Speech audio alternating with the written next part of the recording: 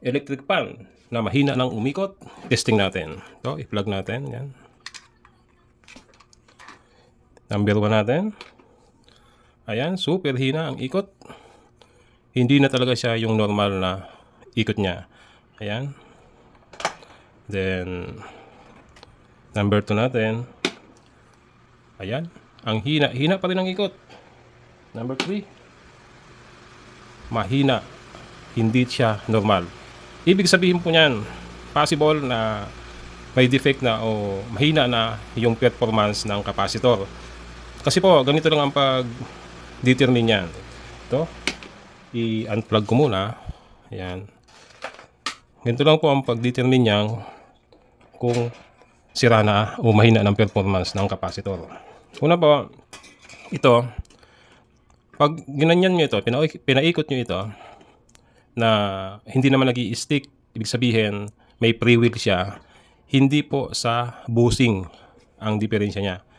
Dahil mahina siyang umikot, once na ginagamit natin siya hanggang sa number 3, possible capacitor po yan. Anong gagawin? Check natin. Yan. Open natin ito. Ganito lang kasimple yan. Tanggal muna natin ito.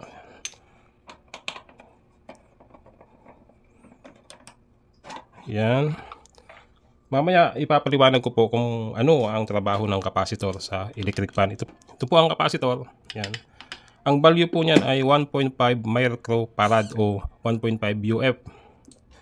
Ang ipapalit po natin dito, the same value, 1.5 UF din or higher na value. 2.5 o 2 UF, 2 microfarad, mas better, mas mataas. Wag lang po tayong bababa sa value ng papalitan natin, which is 1.5 po ito, UF. Ang ipapalit natin, ito, may in-order ako sa Shopee, sa online. Yan, nakikita nyo ba? Yan. Yan po, 1.5 po. Yan, 1.5 UF o microfarad. Yan. Yan po ang ipapalit natin dito. Once ang electric fan nyo po ay mahina ng umikot, ibig sabihin yan, low performance na ang kanyang capacitor. Okay, ang dumi nito. Linisan muna natin. Ingatan nyo lamang kung maputol itong wire dito ha. Kasi ang liliit po niya, very sensitive yan. Kaya dahan-dahan lang po ang paglilinis. Then, kalasin natin itong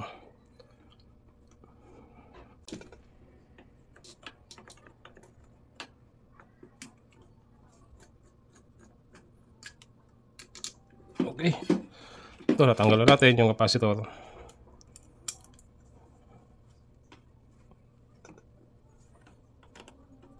Puputulin na natin to mga kapatid.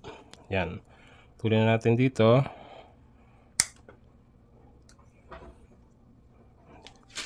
Then, papalitan na natin ito. Ganun lang kasimple ang pag-repair ng mga electric fan na mahina ng umikot. Then ito, balatan din natin.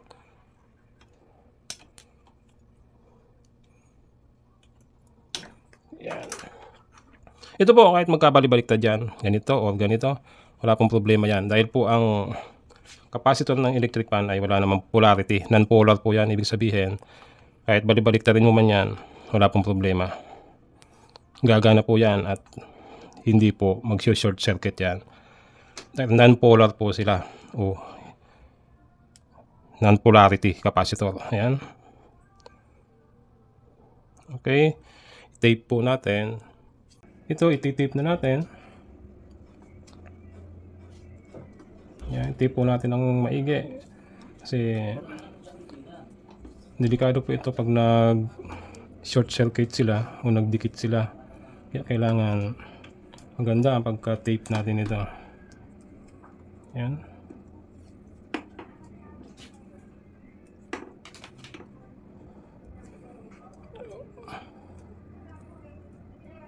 Okay, ito naman isa.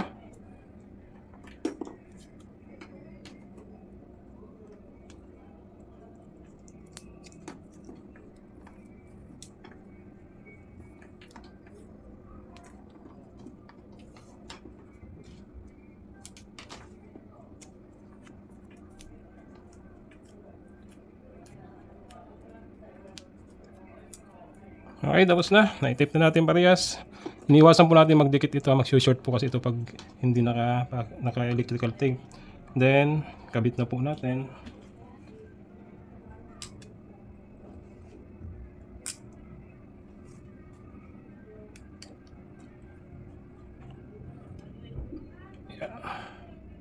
Okay.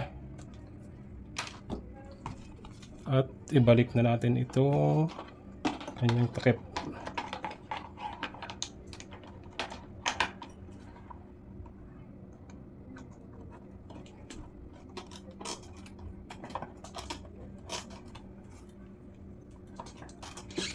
Yan.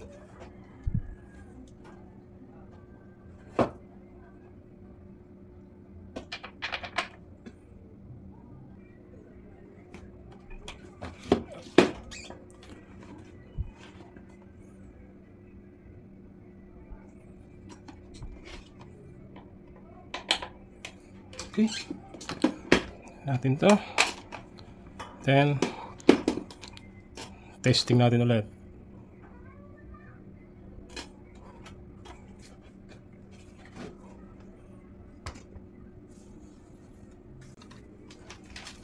Plug in natin.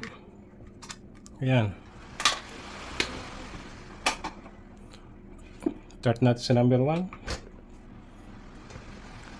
Ayan o, lakas po. Number 2. Number 3. Ayan. Parang bagyo ang lakas ng hangin niya, mga kapatid. Yan po, napakasimpleng gawin ang inyong electric fan. Kapag mahina na po ang ikot nito, at syempre mahina na ang hangin niyan, isa lang po ang ibig sabihin niyan, mahina na o may defect na ang capacitor ng inyong electric fan.